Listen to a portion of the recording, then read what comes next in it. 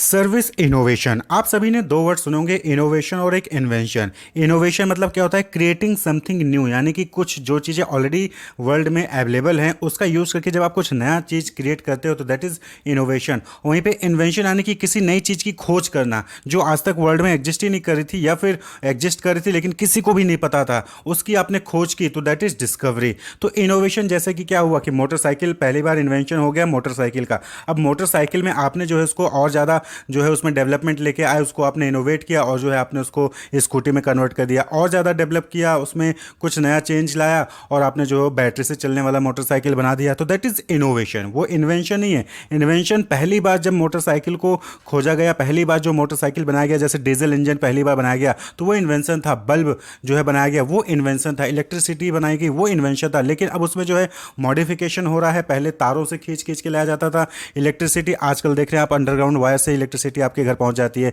तो वो इनोवेशन हो गया। इलेक्ट्रिसिटी पहली बार जब खोजी गई वो इन्वेंशन था, उसमें फिर फर्दर जो भी इंप्रूवमेंट हुए वो इनोवेशन है। तो सर्विस इनोवेशन में क्या हो रहा है, यहाँ पे क्या हो रहा है कि जो सर्विस प्रोवाइड करने का जो प्रैक्टिस होता है, अभी सर्विस में जो भी प्रैक्टिसेस यूज होते हैं उसमें जब आप कुछ नयापन या फिर कुछ नई टेक्नोलॉजी या फिर कुछ नया इंप्रूव जो है प्रैक्टिस परफॉर्म करते हैं सर्विस को प्रोवाइड करने में, तो दैट इज सर्विस इनोवेशन।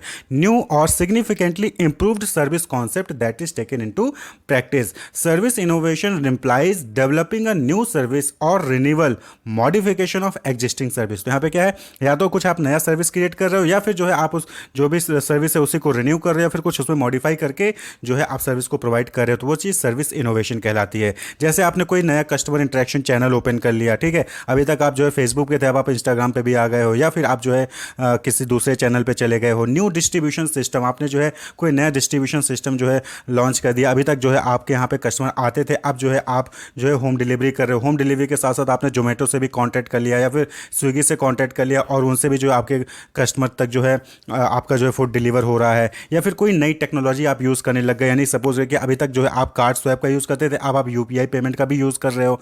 या फिर जो है कस्टमर आपकी वेबसाइट पर जाकर ऑनलाइन ऑर्डर भी कर सकता है। अभी तक आप क्या था कि कस्टमर आपके यहाँ पे फ़ोन करता था, फ़ोन करके ऑर्डर लिया जाता था, लेकिन अब जो है वो ऑनलाइन ऐप के जरिए या फिर आपके वेबसाइट के जरिए भी बुकिंग कर सकता है या ऑर्डर कर सकता है। तो आप कुछ नई टेक्नोलॉजी या फिर कोई इंटरेक्शन नया चैनल यूज़ कर रहे हैं या फिर कोई नया डिस्ट्रीब्यूशन सिस्टम जो है लॉन्च कर लेते हैं, तो ये सर्विस इनोवेशन कहलाता है। यानी कि आपने सर्विस में कुछ नया किया। सर्विस इनोवेशन का कहने का मतलब क्या हो गया कि सर्विस को जो प्रोवाइड कर रहे हो आप कस्टमर को, उसमें कुछ नयापन ला रहे हो, उसमें कुछ चेंजेस ला रहे हो, तो that is service innovation. Clear? In services the innovation does not necessarily relate to the novelty of the technology itself but the innovation often lies in the non technological area. यानी यहाँ पे ये नहीं है innovation कहने का मतलब कि कुछ नया टेक्नोलॉजी आपने बना दिया, नहीं, आपने जो नॉन टेक्नोलॉजिकल एरियाज होते हैं उसमें कुछ नयापन आप लेके आते हैं। जैसे रेस्टोरेंट पे जाते हैं तो वही पनीर की सब्जी जो है हर जगह आपको मिल सकती है, लेकिन पनीर की सब्जी में टेस्ट आपको मिलेगा अलग, उसकी प्रेजेंटेशन, उसको किस तरीके से आपको सर्व किया जाता है उसमें डिफरेंसेस आपको देखने को मिल जाएंगे। जैसे कि आप रेस्टोरेंट में जाते हैं तो अलग अलग रेस्टोरेंट का जो है एटमॉस्फेयर अलग होता है, वहाँ का डिज़ाइन अलग होता है, लाइटिंग अलग होती है, वहाँ के एम्प्लॉय का ड्रेस अलग होता है। तो ये क्या है, ये कुछ इनोवेशन है। बहुत सारी जगहों पे आपने देखा होगा बारबेक्यू नेशन, अगर आप रेस्टोरेंट कभी गए हो, बारबेक्यू नेशन में क्या है कि वहाँ पे आप जो है वेटर आपके पास सर्व नहीं करता, वहाँ पे क्या होता है कि बुफेट टाइप का लगता है। आपने जो है एक फिक्स अमाउंट होता है, उस फिक्स अमाउंट को आप पे करते हो। वहाँ पे अगर वेजिटेरियन तो वेजिटेरियन के सारे आइटम जो जो है आप कुछ भी खाइए, अनलिमिटेड खाइए। इसी तरीके से नॉन वेजिटेरियन तो एक फिक्स्ड अमाउंट पे करिए और जो है अनलिमिटेड आप जो है नॉन वेजिटेरियन खा सकते हैं। तो ये क्या है, ये सर्विस में इनोवेशन है, कुछ नया कॉन्सेप्ट लेके आया इन्होंने, बारबेक्यू नेशन ने। इसी तरीके से आप डिफरेंट डिफरेंट, जैसे आप बहुत सारे रेस्टोरेंट पे वीडियो वायरल देखा था आपने कि वहाँ पे क्या होता है कि वहाँ पे वेटर आपको सर्व करने नहीं आता, बल्कि एक ट्रेन चलेगी और ट्रेन में बहुत सारे छोटे छोटे कंपार्टमेंट पीछे बने होंगे, उसमें जो है आपने जो भी ऑर्डर किया होगा, पनीर है, रोटी है या फिर कुछ और है, तो वो जो है उस ट्रेन पे रखा जाएगा और ट्रेन जो है अलग अलग जगह पे जाके सर्व करती है। तो that is new concept, service को प्रोवाइड करने में कुछ नया इनोवेशन एक इसको कह सकते हैं या फिर कुछ इंप्रूवमेंट कह सकते हैं। तो that is service innovation. It helps companies to develop outstanding service offering to sustainably differentiate themselves from the competition and to open up new customer group. तो ये सब क्यों किया जाता है? बट ऑब्वियस बात है कि सर्विस इनोवेशन करेंगे, सर्विस में कुछ इंप्रूवमेंट करेंगे तो इससे क्या होगा कि एक तो आप जो है आपकी ऑफरिंग बहुत अच्छी जाएगी, प्लस आपका जो आप है अपने कॉम्पिटिटर से अपने आप को डिफरेंशिएट कर सकते हो, और थर्ड इज आप जो है ज़्यादा से ज़्यादा कस्टमर को अपने आवाज़ अट्रैक्ट कर सकते हो। तो ये क्या हो गया, ये सर्विस इनोवेशन का इंपॉर्टेंस हो गया, एक तरीके से बेनिफिट हो गया कि आपको जब कुछ नयापन आप यूज़ करते हो अपने सर्विसेज को प्रोवाइड करने में, तो इससे जो है आपको क्या होगा, कस्टमर का ग्रुप मतलब कि ज़्यादा से ज़्यादा कस्टमर को आप अट्रैक्ट करेंगे, प्लस आपका कॉम्पिटिटर से डिफ्रेंशिएट कर सकते हैं।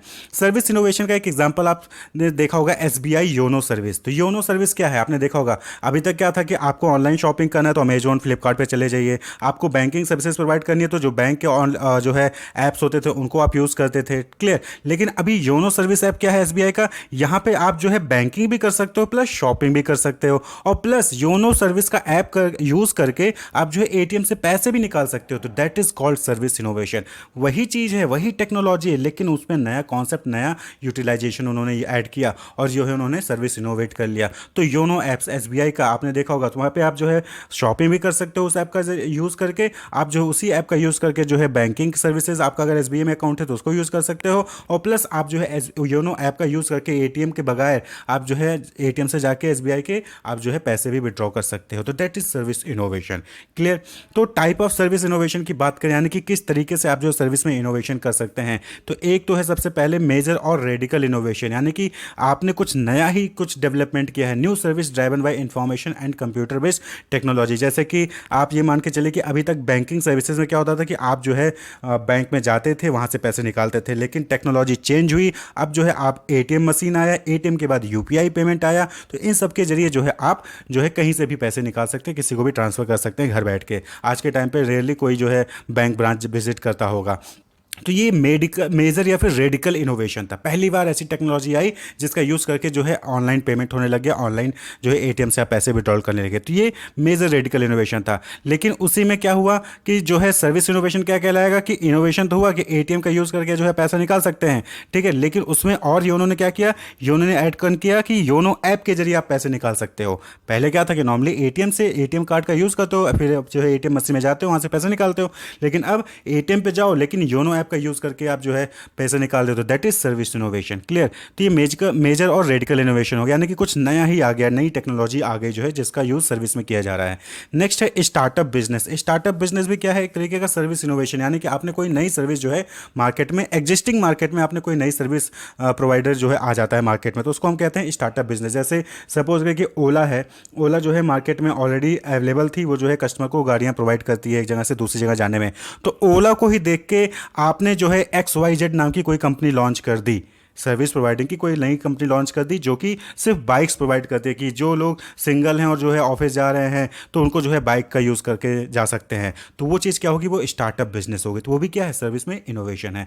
New service for market presently served by the organization, यानी कि आप ऑलरेडी कोई सर्विस प्रोवाइड कर रहे हो, उसी में आपने कोई नया सर्विस प्रोवाइड करना स्टार्ट कर दिया, तो that is new service for market presently served by the organization. तो ये भी क्या है, सर्विस इनोवेशन है। आपने कोई नया सर्विस प्रोवाइड करना स्टार्ट कर दिया। अभी तक जो है आप जो है ऑनलाइन फूड प्रोवाइड नहीं करते थे, अब जो है आप ऑनलाइन फूड प्रोवाइड करते हो, या फिर आप जो है ऑनलाइन जो है ग्रॉसरी आइटम्स रखते थे, अब जो है ग्रॉसरी आइटम के साथ साथ आप वेजिटेबल भी रख रहे हो और मिल्क से रिलेटेड प्रोडक्ट भी रख रहे हो। तो ये नया सर्विस कुछ आपने उसमें जो है आप ऐड कर देते हो। इसी के बाद है service line extension. Service line extension का मतलब कि एडिंग वन और मोर आइटम इन द मेनू, यानी कि अभी तक आप पनीर की सब्जी, रेस्टोरेंट में पनीर की सब्जी प्रोवाइड कर रहे थे, अब जो है आप नॉन वेजिटेरियन भी आपने उसमें ऐड कर दिया, या फिर पनीर के अलावा आप जो है आपने वेजिटेबल्स, जो हरी सब्जियों की सब्जी होती है वो भी जो है आपने उसमें ऐड कर दिया। तो that is adding one more और new items in your menu. तो सर्विस लाइन एक्सटेंशन है कि जो सर्विस प्रोवाइड कर रहे थे उसी में और आपने एक्सटेंड कर दिया, क्लियर। सर्विस इंप्रूवमेंट, यानी कि ऑलरेडी जो सर्विस आप प्रोवाइड करते थे उसमें कुछ इंप्रूवमेंट्स ले आते हैं, जैसे कि कस्टमर हेल्पलाइन है,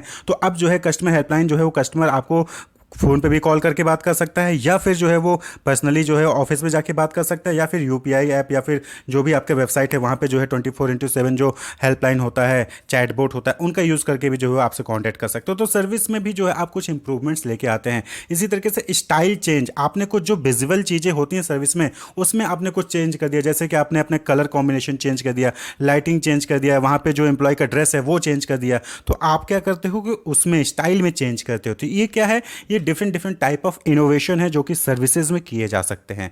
पहली चीज़ कि आप कोई नई टेक्नोलॉजी उठा के लेके आ जाते हो, दैट इज़ रेडिकल इनोवेशन। आपने किसी दूसरे बिजनेस स्टार्ट कर दिया, फिर आपने अभी तक कोई बिजनेस स्टार्ट नहीं करते थे, अब जो है आपने नया बिजनेस स्टार्ट कर दिया सर्विस का, तो दैट इज़ स्टार्टअप बिजनेस। आपने ऑलरेडी कोई मार्केट में बिजनेस परफॉर्म करते थे, सर्विस प्रोवाइड करते थे, आपने कोई एक और नया सर्विस प्रोवाइड करना स्टार्ट कर दिया, that is new service for market presently served by the organization. Service line extension, जो चीज़ आप प्रोवाइड कर रहे थे उसी में और कोई नया प्रोडक्ट आपने ऐड कर दिया, तो that is service line extension. Service improvement, आप जो भी सर्विस दे रहे थे उसमें आपने कुछ और इंप्रूवमेंट्स किए, जैसे कि अभी तक 2 स्टार जो है आप जो है एसी बनाते थे, आपने 3 स्टार एसी 4 स्टार एसी बनाना स्टार्ट कर दिया, तो that is service improvement. Style changes, आपने जो है डिज़ाइन चेंज कर दिया, जो लुक था वो चेंज कर दिया, तो दैट इज स्टाइल चेंजेस। ये भी क्या है, टाइप ऑफ सर्विस इनोवेशन होता है।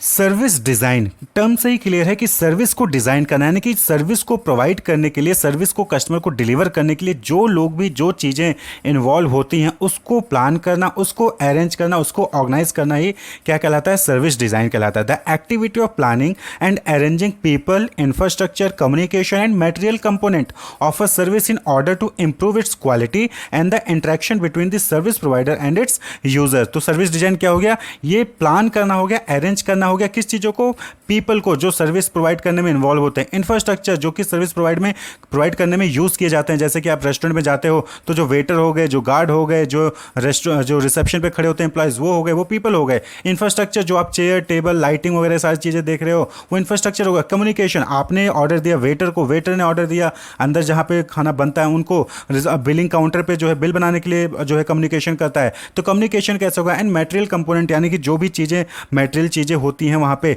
उन सारी चीज़ों को प्लान करना, उन सारी चीज़ों को अरेंज करना ही क्या कहलाता है, सर्विस डिजाइन कहलाता है। क्यों, जिससे कि आप एक बेटर सर्विस जो है वो कस्टमर को प्रोवाइड कर सकें, एक इंटरेक्शन जो है बेटर इंटरेक्शन हो सके service provider and it's user में। अब पता चला कि आपके बीच में कम्युनिकेशन सही तरीके से है ही नहीं, तो एक वेटर ने किसी फर्स्ट कस्टमर का ऑर्डर किसी सेकंड कस्टमर के जो है डिलीवर कर दिया, सेकंड कस्टमर का ऑर्डर थर्ड कस्टमर को डिलीवर कर दे रहे हैं, तो ये क्या है, this is because of service design, lack of service design. तो अगर आप जो है सर्विस को सही तरीके से प्लान नहीं करेंगे, सही तरीके से डिज़ाइन नहीं करेंगे, पीपल को, इंफ्रास्ट्रक्चर को, मटेरियल को सही तरीके से अरेंज नहीं करेंगे, कम्युनिकेशन सही नहीं होगा, तो फिर क्या होगा, तो सर्विस जो है कहीं ना कहीं आप सही से डिलीवर नहीं कर पाएंगे, सर्विस प्रोवाइडिंग में एरर्स आएंगे, मिस्टेक्स परफॉर्म होंगे। तो इस चीज़ों को हटाने के लिए और एक अच्छी सर्विस प्रोवाइड करने के लिए सर्विस डिज़ाइन ज़रूरी होता है, यानी कि पीपल को, मटेरियल को, फिजिकल एविडेंस को, प्रोसेस को प्लान करना, उसको अरेंज करना ज़रूरी होता है कि कब कौन क्या एक्टिविटी परफॉर्म करेगा। The term service design was coined by Lynn Shostack in 1982। तो सर्विस डिजाइन का जो कॉन्सेप्ट है, जो टर्म है, इसको जो है कॉइन किया था लिन शॉस्टैक ने 1982 में। तो सर्विस डिजाइन को आप क्या कह सकते हो, service design is the activity of planning and organizing a business resources, यानी कि जो बिजनेस रिसोर्सेज होते हैं, जो पीपल, प्रॉप्स, यानी कि फिजिकल एविडेंस एंड प्रोसेस, उन सबको प्लान करना और उनको डिजाइन करना, उनको ऑर्गेनाइज करना ही क्या कहलाता है, सर्विस डिजाइन कहलाता है। भाई पीपल, कौन पर्सन क्या काम करेगा, कब काम करेगा, कहाँ खड़ा रहेगा, कहाँ बैठेगा, उस चीज़ को प्लान करना, उस चीज़ को ऑर्गेनाइज करना। प्रॉप्स यानी फिजिकल एविडेंस, कहाँ पे क्या क्या चीज़ें रखी जाएंगी, कैसे अरेंज की जाएंगी, अगर जो है रेस्टोरेंट में कोई कस्टमर आता है तो वो कहाँ पे बैठेगा, उस टेबल पे, चेयर पे क्या क्या चीज़ें होनी चाहिए।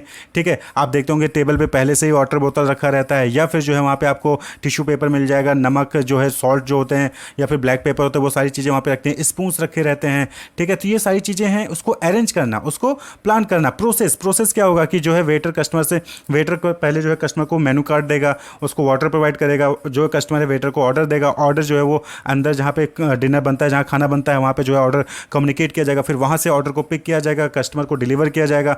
कस्टमर से बीच में फिर से पूछा जाता है कि आपको कुछ और तो नहीं चाहिए। जब कस्टमर कहता है कि अब बिल चाहिए, तो फिर जो वेटर है वो जाएगा रिसेप्शन पे, वहाँ पे बिल जो है बनाएगा, बिल बनाने के बाद जो है फिर वापस जो है कस्टमर के पास आता है, फिर बिल वहाँ पे पेमेंट किया जाता है, उसके बाद फिर कस्टमर जो है बाहर जाता है। तो ये पूरा क्या है, ये ऑर्गेनाइजिंग है, यानी कि पीपल को प्लान करना, पीपल को ऑर्गेनाइज करना, ये पूरा का पूरा प्रोसेस होता है। हर सर्विस प्रोवाइडिंग में प्रोसेस होता है और उस प्रोसेस को पहले से ही प्लान किया जाना चाहिए कि कैसे कैसे जो है जो एक्टिविटीज़ होती हैं सर्विस को प्रोवाइड करने में वो परफॉर्म की जानी चाहिए। तो ये क्यों किया जाता है, in order to directly improve the employees experience, यानी कि जो एम्प्लॉई हैं, जब सही तरीके से सारी चीज़ें प्लान होंगी ना, तो एम्प्लॉय को भी अपना काम करने में कन्फ्यूजन नहीं होगा, अपना काम करने में कोई भी दिक्कत नहीं आएगी, तो उसका एक्सपीरियंस क्या होगा, इंप्रूव होगा। वहीं पर इनडायरेक्टली कस्टमर का भी क्या होगा, एक्सपीरियंस इंप्रूव होगा। भाई सारी चीज़ें स्मूथली चल रही हैं, सारी चीज़ें, उसके ऑर्डर्स जो है क्विकली चले आ रहे हैं उसके पास, वेटर तुरंत आ जा रहा है, ऑर्डर उसको जो है दिया जा रहा है, तो क्या होगा, कस्टमर का एक्सपीरियंस भी क्या होगा, जो है अच्छा बनेगा इनडायरेक्टली, ठीक है। तो एम्प्लॉय एक्सपीरियंस और कस्टमर एक्सपीरियंस दोनों ही यहाँ पर क्या हो रहा है, इंप्रूव हो रहा है। बात कर लें कि पर्पज क्या है सर्विस डिजाइन का, यानी कि क्यों सर्विस डिजाइन करना जरूरी है, सर्विस को सही तरीके से प्लान करना, अरेंज करना क्यों जरूरी है। तो इसमें दो इंपॉर्टेंट पर्पज हैं, जैसे कि पहला है to design profitable service that provide high level of quality to satisfy the business need, यानी कि जो बिजनेस नीड है कि कस्टमर को सेटिस्फाई करना है और ज़्यादा से ज़्यादा प्रॉफिट अर्न करना है, उसको जो है अगर आपको फुलफिल करना है तो आपको एक अच्छा प्रॉफिटेबल सर्विस जो है वो डिज़ाइन करना पड़ेगा, जिससे कि हाई लेवल ऑफ क्वालिटी जो है आप प्रोवाइड कर सकें सर्विस को प्रोवाइड करने में कस्टमर को। क्लियर। दूसरा है to ensure that the service delivered are reasonable and relevant to the customer, यानी कि जो भी सर्विस जो है डिलीवर किया जा रहा है वो रीजनेबल हो और साथ ही साथ रेलेवेंट हो कस्टमर के लिए। आप सपोज करिए कि वेटर जो है, कस्टमर ने ऑर्डर दिया तो वहाँ पे 3-4 कस्टमर बैठे हैं, ठीक है, तो तीनों चारों ने ऑर्डर दे दिया। अब जो वेटर है सही तरीके से अगर वहाँ पे कम्युनिकेशन नहीं है, सही तरीके से वहाँ पे अगर प्लानिंग नहीं है, तो वेटर जो है हो सकता है कि कस्टमर 1 का ऑर्डर कस्टमर 2 को दे दे और कस्टमर 2 का ऑर्डर कस्टमर 3 को प्रोवाइड कर दे। तो ये क्या हो गया, ये एरर हो गया। तो ये क्या है, यही चीज़ इंश्योर करना कि सही तरीके से रीजनेबल और रेलेवेंट जो है सर्विस प्रोवाइड किया जा सके कस्टमर को, सर्विस डिजाइन वहाँ पे हेल्प करता है। तो सर्विस डिजाइन को, सर्विस को डिजाइन करने के लिए कुछ कंपोनेंट्स, कुछ एलिमेंट्स होते हैं जिस पे फोकस करना चाहिए। अगर इन चीज़ों पे फोकस किया जाएगा तो एक अच्छी सर्विस जो है वो डिजाइन की जा सकती है। तो नॉर्मली जो भी एलिमेंट्स होते हैं उनको हम स्ट्रक्चरल एलिमेंट और मैनेजरल एलिमेंट में डिवाइड कर सकते हैं। वैसे ओवरऑल देखें तो 4P होते हैं किसमें, सर्विस डिजाइन में। इसको हम कहते हैं 4P ऑफ सर्विस डिजाइन। क्या क्या है, product, people, process, physical evidence. कहने का मतलब यहाँ पे ये है कि इन्हीं 4 चीज़ों को आपको प्लान करना है और अरेंज करना है, ऑर्गेनाइज करना है। प्रोडक्ट यानी कि क्या सर्विस आपको देना है उसको प्लान करिए, उसको ऑर्गेनाइज करिए। पीपल, कौन कौन लोग होंगे उस सर्विस को डिलीवर करने में, कहाँ कहाँ क्या क्या एक्टिविटीज़ उनको परफॉर्म करनी है उसको प्लान करिए, उसको अरेंज करिए। प्रोसेस, क्या क्या कैसे कैसे स्टेप बाय स्टेप क्या क्या एक्टिविटीज़ पहले परफॉर्म करनी है, उसके बाद कौन सी एक्टिविटी परफॉर्म करनी है, उसके बाद कौन सी एक्टिविटी परफॉर्म करनी है, उस सारी चीज़ों को आप जो है प्लान करिए, उसको ऑर्गेनाइज करिए। फिजिकल एविडेंस यानी कि किन किन चीज़ों की रिक्वायरमेंट होगी आपको, मटेरियल की, इक्विपमेंट की, इंफ्रास्ट्रक्चर की उनकी रिक्वायरमेंट होगी, उसको जो है प्लान करिए, उसको ऑर्गेनाइज करिए। तो ये 4 चीज़ें अगर आपने सही तरीके से प्लान कर ली, ऑर्गेनाइज कर ली, तो आप एक बेटर सर्विस जो है प्रोवाइड कर सकते हैं। तो इन्हीं चारों के बेसिस पे जो है स्ट्रक्चरल एलिमेंट और मैनेजरल एलिमेंट में डिवाइड किया गया है। स्ट्रक्चरल एलिमेंट मतलब कि स्ट्रक्चर को शो करता है, जैसे डिलीवरी सिस्टम, यानी कि service are being seamlessly deliver to client of an organization.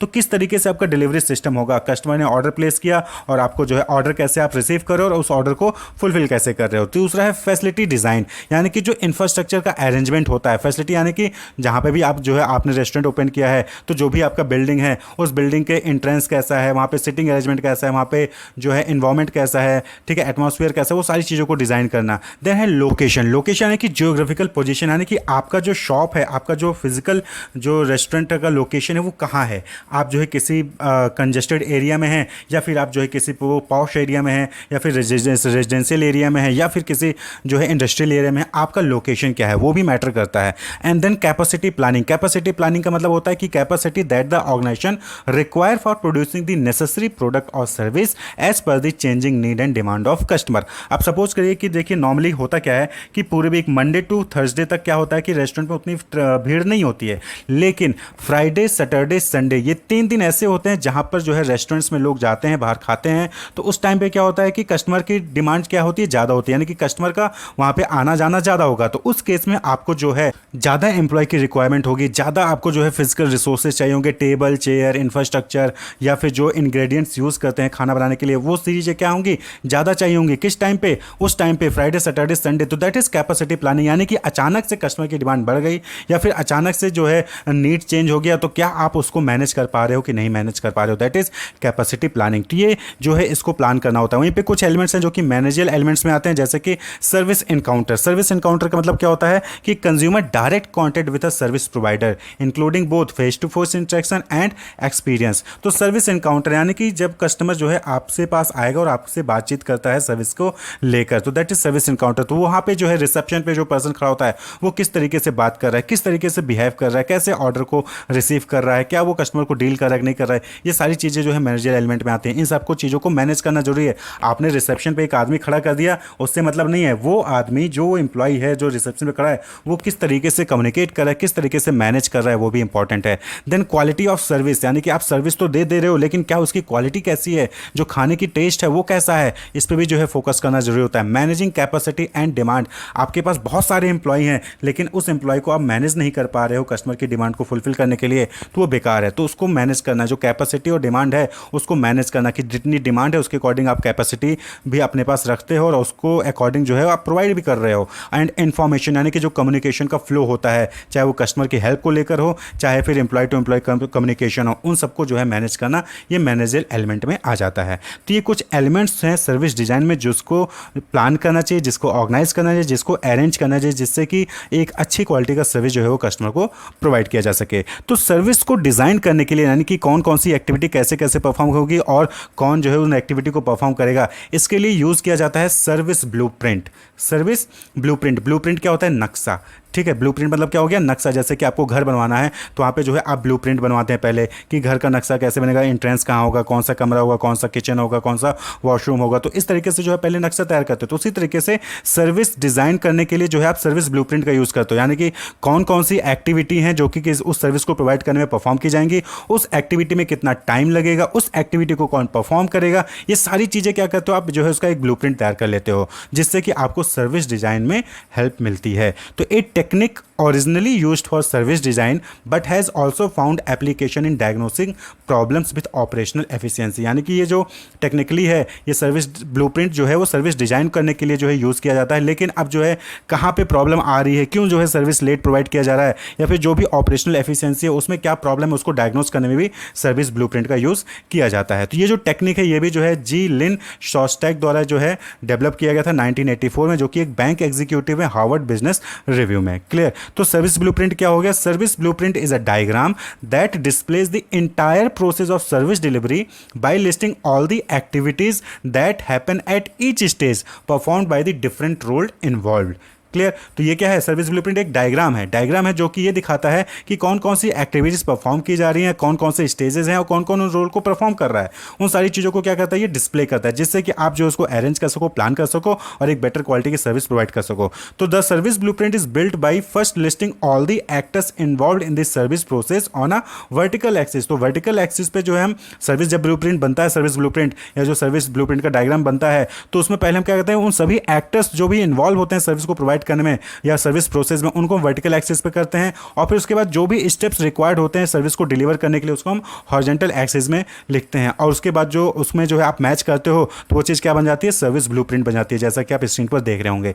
तो यहाँ पे क्या है, वर्टिकल एक्सिस में जो भी स्टेप्स परफॉर्म करने हैं या फिर जो भी पीपल इन्वॉल्व हैं, एक्टर्स हैं, उनको, और फिर सर्विस हॉरिजॉन्टल प्रोसेस में क्या है कि वो सारे स्टेप्स जो कि रिक्वायर होते हैं फुलफिल करने के लिए सर्विस को, उन सबको लिखा जाता है और फिर उसके बाद जो है उनको लिंक किया जाता है, तो आपका जो है सर्विस ब्लूप्रिंट तैयार हो जाता है। क्लियर? तो सर्विस ब्लूप्रिंट क्या हो गया? A process chart which consist of input, process and output, यानी कि इनपुट रॉ मटेरियल कैसे आएगा, ट्रांसफॉर्मेशन कैसे होगा, एंड देन फिनिश गुड्स में कैसे कन्वर्ट होगा, यानी कि कस्टमर तक कैसे वो पहुंचेगा। तो ये पूरा प्रोसेस चार्ट होता है service blueprint. Service blueprint include actions and the amount of description for wearing each step. तो यहाँ पे क्या है, सारे सर्विस ब्लूप्रिंट में सभी एक्शंस इन्वॉल्व होते हैं और कितना डिस्क्रिप्शन चाहिए होता है हर ईच स्टेप में, वो भी जो है यहाँ पे इन्वॉल्व होता है। इस service blueprint is always constructed from the customers perspective, यानी कि जब भी सर्विस ब्लूप्रिंट आप तैयार करते हैं, जो डायग्राम है वो तैयार करते हैं, तो वो हमेशा कस्टमर के पॉइंट ऑफ व्यू से सोच के आप जो है उसको डिजाइन करना चाहिए। तो दैट इज सर्विस ब्लूप्रिंट, यानी कि एक डायग्राम जो कि डिपिक्ट करता है कि कौन कौन से एक्टिविटीज परफॉर्म किए जाते हैं किसी भी सर्विस को प्रोवाइड करने में, कौन कौन से डिफरेंट रोल होते हैं, उनको कौन परफॉर्म करेगा, और उसको जो है उसके बेसिस पे सर्विस को डिजाइन किया जाता है। सर्विस की एक कैरेक्टरिस्टिक्स होती है, that is service is intangible, यानी कि आप उसको देख नहीं सकते, आप उसको छू नहीं सकते। तो अब इस केस में आप जब किसी सर्विस को देख नहीं सकते, किसी सर्विस को छू नहीं सकते, तो आपको कैसे पता चलेगा कि वहां पे कौन सी सर्विस प्रोवाइड की जा रही है? कोई दुकान खुल गया तो कैसे पता चलेगा कि कौन सी सर्विस वहां पे मिल रही है? तो इस कमी को दूर करने के लिए क्या किया जाता है, कुछ एविडेंस यानी कुछ प्रूफ का यूज किया जाता है, जिसके जरिए आप बता सकते हो कि आपके यहां पे कौन सी सर्विस प्रोवाइड की जा रही है, और उसी को हम क्या कहते हैं, फिजिकल एविडेंस कहते हैं। आप देखते होंगे कि आपकी सपोज कि आपकी गाड़ी के टायर पंचर हो जाता है या फिर किसी की गाड़ी का टायर पंचर हो जाता है, तो उसको आपको बनवाना है, तो बनवाने के लिए आपको जो पंचर की दुकान होती है उसको ढूंढना पड़ेगा। तो कैसे पता चलेगा कि हाँ पंचर की दुकान कौन सी है? तो आप क्या करते हो, वहां पे आप देखते होंगे कि वहां पे बहुत सारी दुकान होंगे जो टायर पंचर बनाते हैं वहाँ पे बोर्ड लगा होगा, वहाँ पे जो है एक ट्यूब लटका दी जाएगी, वहाँ पे जो है हवा भरने वाला मशीन रख दिया जाएगा, कुछ इंस्ट्रूमेंट्स रखे होंगे जिसको आप देख के समझ सकते हो कि हाँ यहाँ पे पंचर बनाया जाता है। तो वो चीज़ें जो आप देखते हो ना पंचर की दुकान पे, वो चीज़ क्या कहलाती है? फिजिकल एविडेंस कहलाती है। इसी तरीके से आप रेस्टोरेंट में जाते हो या फिर किसी भी शॉप पे जाते हो तो वहाँ पे बोर्ड लगा होता है, तो उस बोर्ड को आप जहाँ देख के समझ जाते हो कि हाँ यहाँ पे कौन सी सर्विस दी जा रही है। रेस्टोरेंट के अंदर जाते हो, फिर किसी शॉप के अंदर बाहर से देखते हो तो वहाँ पे टेबल लगा है, चेयर लगा है, कटलेरी रखे हुए हैं, लाइटिंग आप देखते हो तो आप समझ जाते हो कि हाँ यहाँ पे जो है ये रेस्टोरेंट है, यहाँ पे डिनर मिल सकता है, लंच मिल सकता है, फिर ब्रेकफास्ट मिल सकता है। मेनू कार्ड आप देख के आप जान सकते हो कि यहाँ पे क्या क्या चीज़ें हैं जो कि आपको मिल सकती हैं। तो ये सारी चीज़ें जो आप देखते हो किसी भी ऑर्गेनाइजेशन, किसी भी बिजनेस के अंदर या सर्विस प्रोवाइडर के यहाँ पे, तो वो चीज़ क्या कहलाती है? फिजिकल एविडेंस कहलाती है। यानी कि ये आपको प्रूफ देती है कि हाँ यहाँ पे ये सर्विसेज मिलती हैं। आप वहाँ के एम्प्लॉय को देख सकते हो, एम्प्लॉय जो है ड्रेस पहने हुए हैं तो उनके ड्रेस से आप समझ सकते हो कि हाँ ये किस सर्विस प्रोवाइडर से बिलोंग करते हैं, यहाँ पे क्या चीज़ें जो है प्रोवाइड की जा सकती हैं। तो फिजिकल एविडेंस क्या हो गया? Refers to everything your customer see when interacting with any business or service provider. तो जब भी कोई कस्टमर जो है किसी सर्विस प्रोवाइडर से, किसी बिजनेस से इंटरेक्ट करता है तो वो जो जो चीज़ें देखता है उसी चीज़ को हम फिजिकल एविडेंस कहते हैं। वो वहाँ की लाइटिंग हो सकती है, वो वहाँ का एम्प्लॉय हो सकता है, वो एम्प्लॉय का ड्रेस हो सकता है, वहाँ का टेबल, वहाँ का चेयर, वहाँ का कार्ड, वो कुछ भी हो सकता है, वहाँ का बिल, जो बिल होता है, रिसिप्ट होता है, वो भी हो सकता है, वो भी फिजिकल एविडेंस कहलाता है। Physical evidence comprises of the elements which are incorporated into service to make it tangible and somewhat measurable। तो फिजिकल एविडेंस में बहुत सारे एलिमेंट्स होते हैं जिसका यूज किया जाता है, जिसका यूज करके सर्विस को जो है टेंजिबल बनाया जाता है, जिससे कि कस्टमर देख सके, समझ सके, छू सके, और साथ ही साथ ऐसा एलिमेंट्स यूज किया जाता है जिसका यूज करके कस्टमर जो है कुछ चीज़ों को मेजर भी कर सकता है।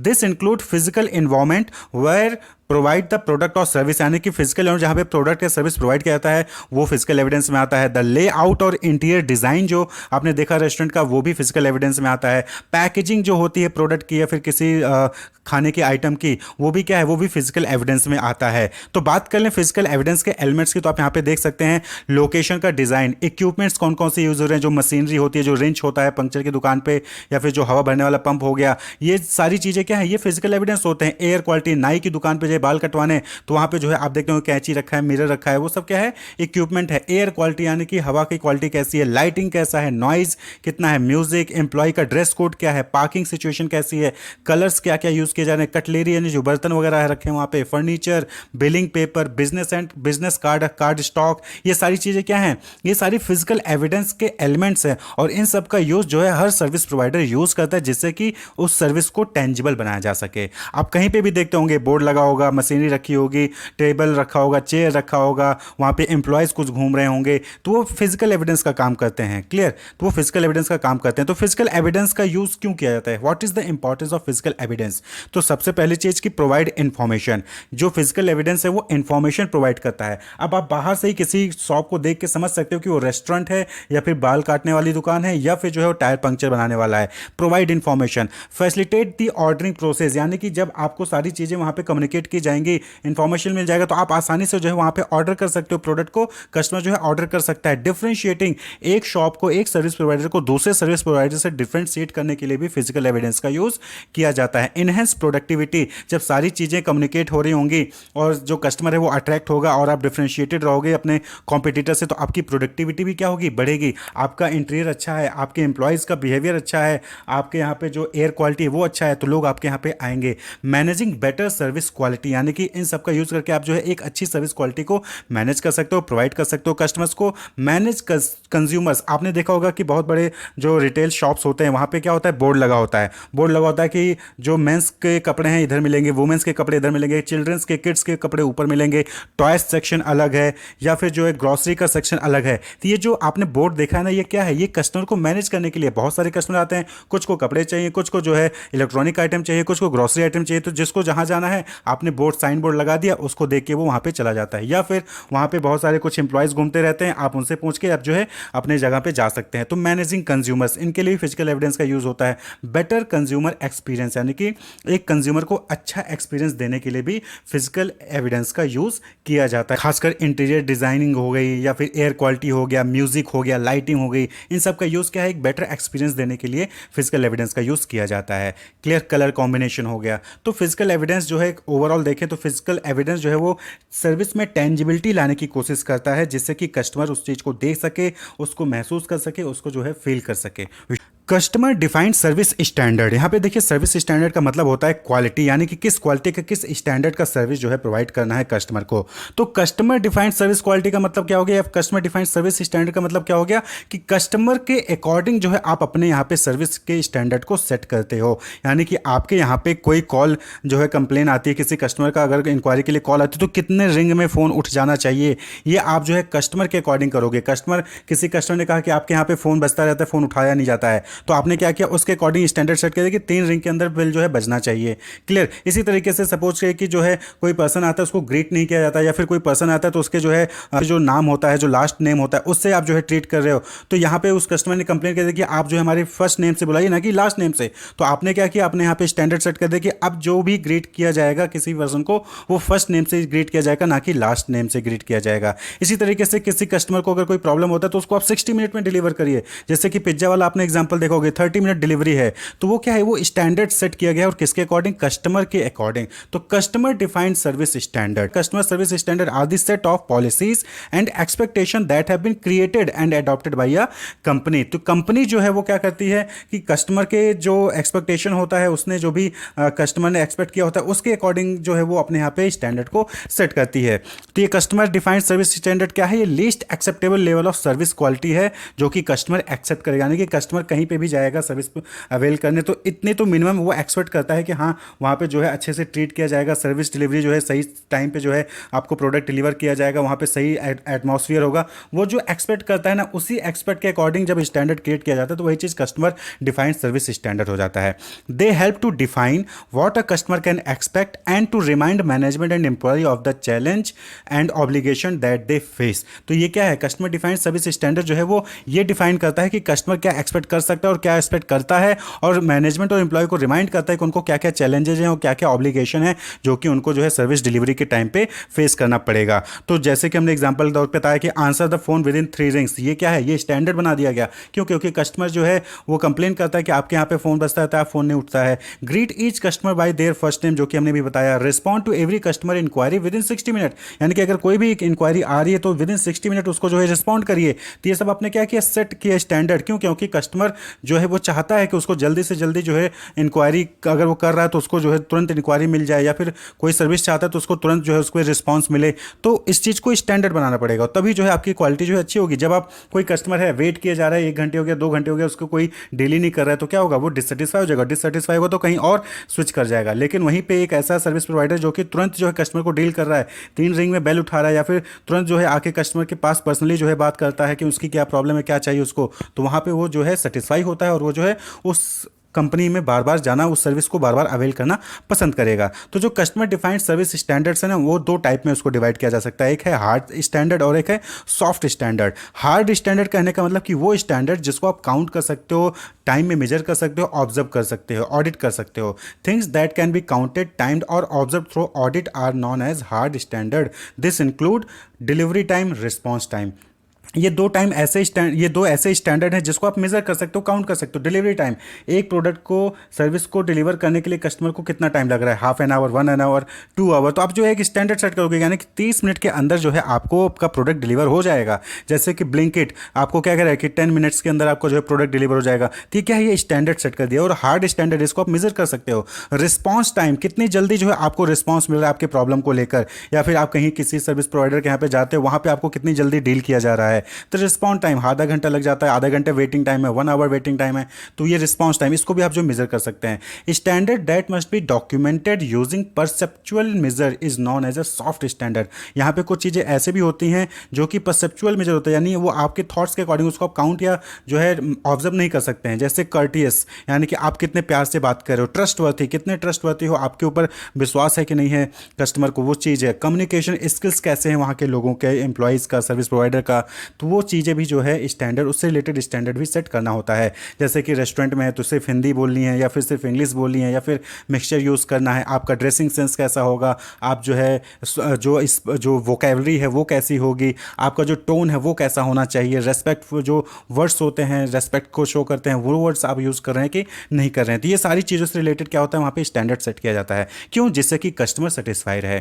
तो क्या प्रोसेस होता है कस्टमर डिफाइंड स्टैंडर्ड को सेट करने के लिए? तो देखिए सबसे पहली चीज़ यहाँ पे आपको क्या आइडेंटिफाई करना है कि कस्टमर क्या चाहता है। कस्टमर डिफाइंड है ना, कस्टमर डिफाइंड सर्विस स्टैंडर्ड, यानी कस्टमर क्या चाहता है पहले आप इसको जानना पड़ेगा। तो कस्टमर क्या चाहता है आपको कैसे पता चलेगा? कस्टमर के इनकाउंटर से, यानी कि आइडेंटिफाई एग्जिस्टिंग और डिजायर्ड सर्विस इनकाउंटर सीक्वेंस, यानी कि कस्टमर जब भी सर्विस इनकाउंटर करता है तो उसकी क्या थॉट्स होते हैं, उसके क्या फीडबैक होते हैं, वहाँ से आप जो है इस चीज़ को कलेक्ट कर सकते हो कि कस्टमर क्या चाहता है, उसकी क्या प्रॉब्लम है, कहाँ पे उसको जो है प्रॉब्लम आ रही है, किस चीज़ों से वो डिससेटिस्फाइड है। Translate customer expectation into behaviour and action, यानी कि अब जो कस्टमर का एक्सपेक्टेशन है उसको कैसे आप जो है बिहेवियर व एक्शन के थ्रू जो है आप उसको स्टैंडर्ड सेट कर सकते हो। उसको ट्रांसलेट करिए कि कस्टमर चाहता है कि आपके यहाँ पे, कस्टमर ने कंप्लेंट किया कि आपके यहाँ पे फ़ोन बहुत लेट उठता है, तो अब आपने इसको क्या किया, इसको बिहेवियर एक्शन में ट्रांसलेट किया, यानी कि फ़ोन लेट उठता है यानी कि कस्टमर डिससेटिस्फाई, अब जो है फ़ोन हर 3 रिंग में उठ जाएगा, तो आपने इसको ट्रांसलेट किया। Then select behaviour action for standard, यानी कि कौन सा बिहेवियर है, कौन सा एक्शन है जिसके लिए आप स्टैंडर्ड बनाना चाहते हो। बहुत सारे ऐसे कंप्लेन होते हैं जिसके लिए आप स्टैंडर्ड नहीं बना सकते हो, तो आपको सेलेक्ट करिए कि कौन से जो बिहेवियर है या फिर कौन से ऐसे एक्शन है जिनके लिए आप स्टैंडर्ड सेट करते हो कि एटलीस्ट इनके लिए तो स्टैंडर्ड सेट कर दें जिससे कस्टमर सेटिस्फाई हो। तो set hard and soft standard के बाद क्या करेंगे आप, सेलेक्ट करने के बाद कि किसके लिए बिहेवियर एक्शन सेट करना है, फिर आप जो है हार्ड और सॉफ्ट स्टैंडर्ड को सेट करेंगे कि कौन से वर्ड्स यूज़ करने हैं, कैसे बात करनी है, कम्युनिकेशन स्किल क्या होगा, डिलीवरी टाइम क्या होगा, रिस्पॉन्स टाइम क्या होगा, इसके लिए आपने जो क्या किया स्टैंडर्ड सेट कर दिया। उसके बाद आप डेवलप फीडबैक मैकेनिज्म, यानी कि आप जो है फीडबैक भी लीजिए कि क्या वो जो स्टैंडर्ड आपने सेट किया है उसके अकॉर्डिंग परफॉर्मेंस हो रही है या फिर नहीं हो रही है। Establish measure and target level, यानी कि कैसे आपको मेजर करना है और क्या टारगेट लेवल होगा उस चीज़ को इस्टेब्लिश करिए। And then target track measure against standard, जो भी आपने स्टैंडर्ड सेट किया था और उसके अकॉर्डिंग जो है अपने परफॉर्मेंस को जो आपने मेजर किया उसको ट्रैक करिए, और अगर जरूरत पड़ती है तो उसको अपडेट करिए अपने टारगेट लेवल को, अपने मेजर्स को। क्लियर? तो इस तरीके से जो है आप कस्टमर डिफाइंड स्टैंडर्ड को सेट किया जा सकता है। Wish you all the best, keep watching.